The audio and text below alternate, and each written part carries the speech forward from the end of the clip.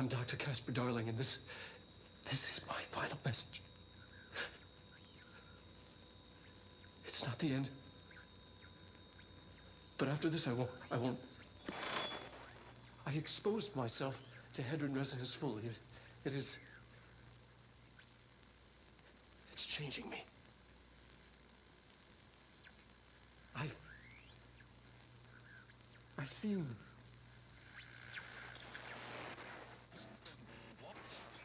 I've been shown so much.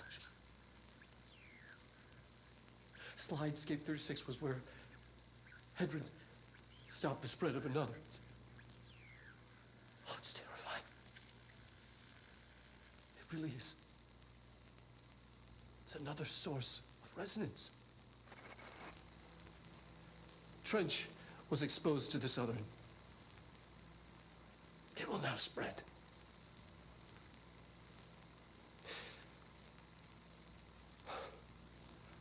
I've done everything I can to stop the Hedron resonance amplifiers. I don't know if it'll make a difference.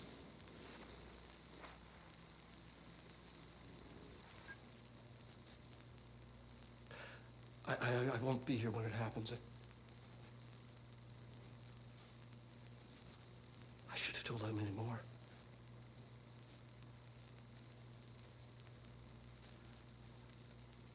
I'm being sent one more lesson. Something wonderful, I think.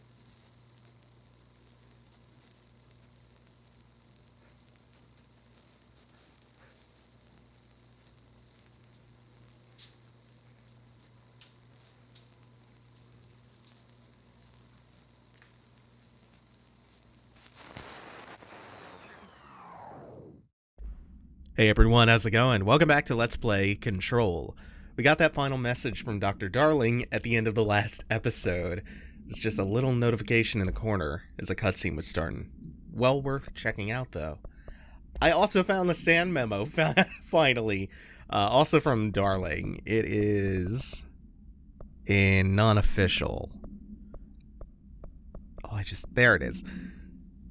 Oh my god. I love the last line.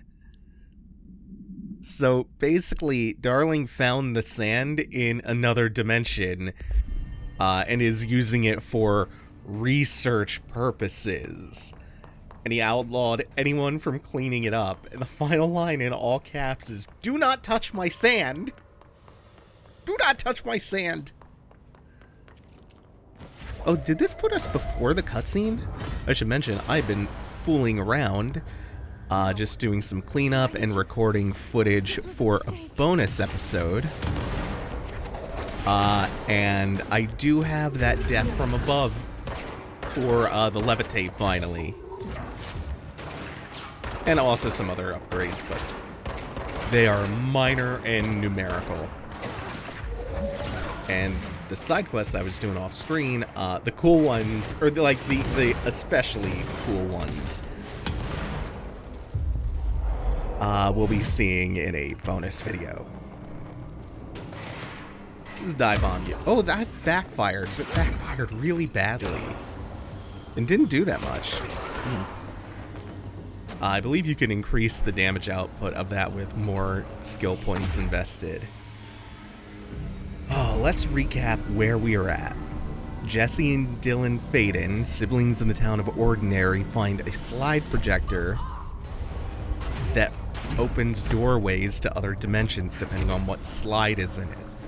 As a result of using that projector, all of the adults in their town vanished. Am I gonna make this? I took the hit, but at least... Oh no! Had to have been like a magic pixel away from completion. Oh, my sacrifice was in vain?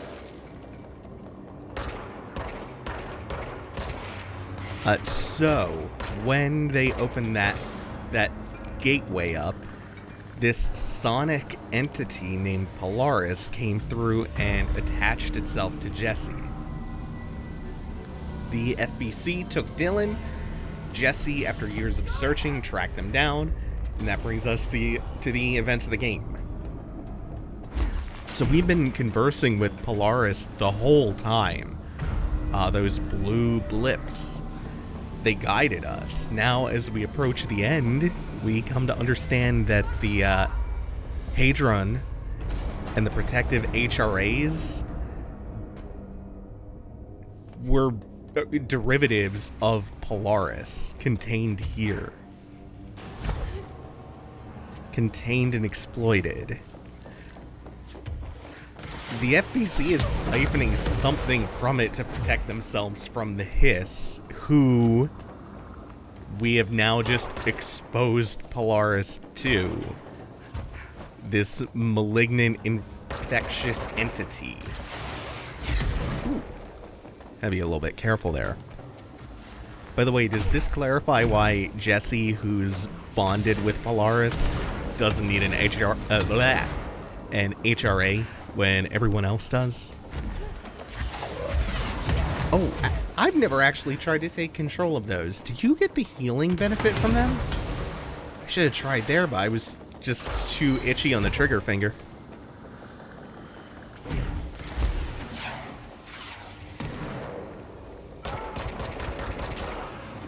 This is true. This is a little bit dicey. This will be fine though.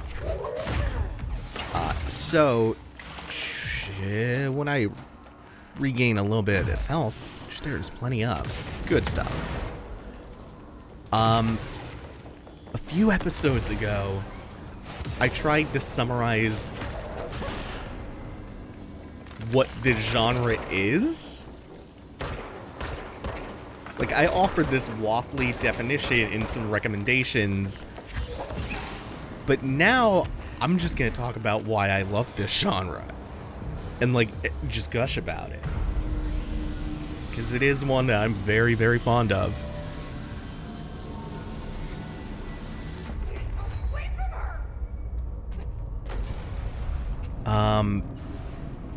And I'll start with some Lovecraft stuff, and that would be part of why I was so into it was because I love piecing everything together, like those little tiny tidbits of the mythos. And then knowing that, is it any surprise I turned around and ended up loving stuff like Dark Souls and Hollow Knight and Magnus Archives. Things with this really richly woven together tapestry of mythology. I like the mythos and this pantheon of cool outer gods because, one, cool monsters, like really rad stuff.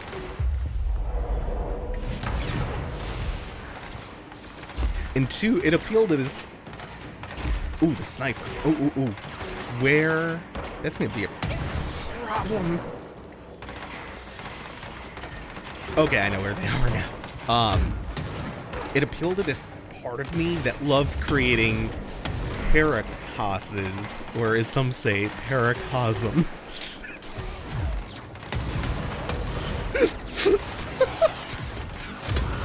Oh no! Okay, we're good. Shit, I derailed myself. I was doing so good. Parakosms are like, they're super elaborate worlds and universes and systems and like pantheons and stuff that complex, rich, imaginary world that usually, like, it's the kind of thing that kids usually come up with. And these mythos-heavy, weird stories scratched that itch and nourished my imagination for that stuff. God, I remember creating this one world and making an entire several dozen member long pantheon of gods, and I created this whole runic language that I made for them. God, that was good times. I think another reason I fell in love with this genre is also because of the prose. I think I can make this work. Oh, beautiful. They were trying to camp me. a lot of people will look back and say, oh, it's too purple, it's ostentatious, it's too obtuse, it's too indulgent. But I loved it. I still do. The words were full of so much vividness, and there's an elegance and a real beauty to the prose. And there's a word, phonesthetics, that kind of describes this phenomenon of words that just naturally sound good. This is gonna be a dumb fight, which is perfect, because I need to just go off about phonesthetics right now. There are words that are just pleasant on their face, removed from any other context or meaning, like cellar door. Poe was one of the first authors I really latched onto for this reason, and who like really challenged me at the same time.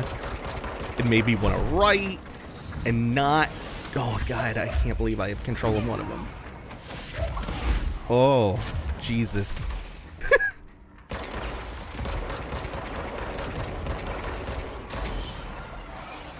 Just the best. Like, that's what drew me to Poe and Lovecraft when I was pretty young. Just this gorgeous prose, even when the themes were pretty gruesome. Oh, there's just a whole bounty waiting for me up here. And then cosmicism. Oh, what a cool theme. This idea that the world is grand beyond our ability to comprehend even fractionally. To try to condense down infinity into a thought. That's what it's like. Ooh, this is a longer fight than I remembered. Not only is the world so vast and impossible to know despite our wildest ambitions, it is totally and completely indifferent. No malice, no mercy, just forces acting upon us, disabusing us of the idea that we are of some special cosmic importance. That's always fascinating. It's made me nervous, it's intrigued me, and occasionally it has made it set in. I was re-listening to all of them. Oh god, they just keep coming. This is not an infinite spawn. I know that. I was re-listening to the Magnus Archives episode centering on something called The Vast, and it's connected to the fear of like enormous spaces and of our insignificance in the universe and stuff like that. So straight up cosmic horror. And there's 2 episodes set aboard a space station that on re-listening sent me down a deep rabbit hole of thought that gave me full-on existential panic. Like full-on it set in. And it usually does not set in like that, so I was extra surprised that night. But it's a fascinating fear to probe, and a fascinating philosophy to just pontificate about. And I have more to say about that, but that's gonna have to wait.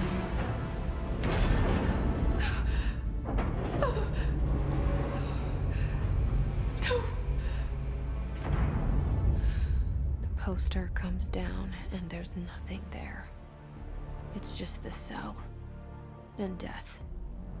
I was wrong. There was never anything there. Hello? Polaris, are you there? Please let me sleep.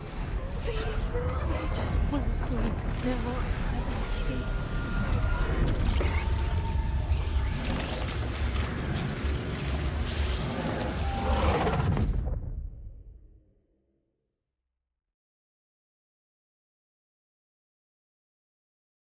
You are worn through time. The thunder song distorts you. Happiness comes, like pearls and gold.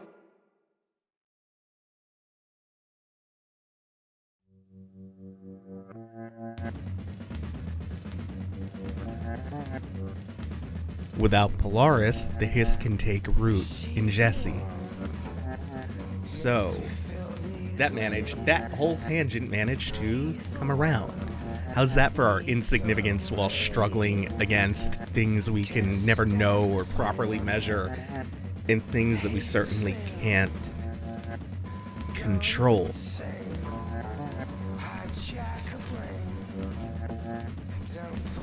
Oh, look at some of that. See orange peel in there?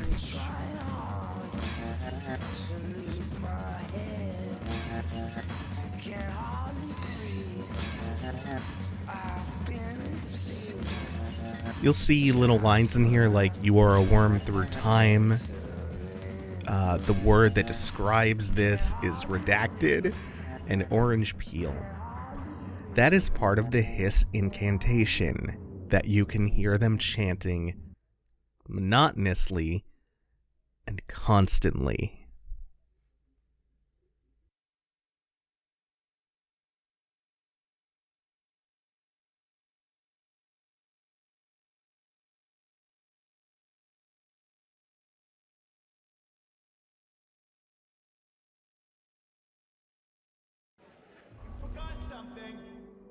Federal Bureau of Control, how may I help you? I need those field reports typed up and in management's hands first thing The tomorrow. Bureau's the best at what it does. Protecting everyday Americans from foreign threats. There's the new girl, standing around daydreaming when she should be getting work done. And who the hell does she think she is? The director?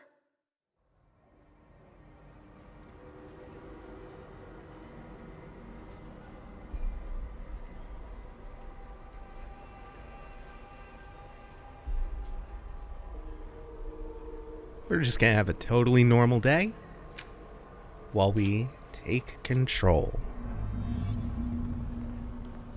Bosses need us to tidy up the coffee cups and scan the forms and deliver the mail.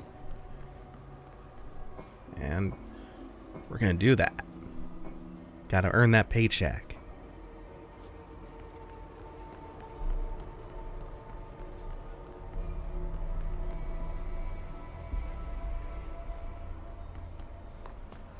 Thank you all for watching. Take it easy. Have a good one.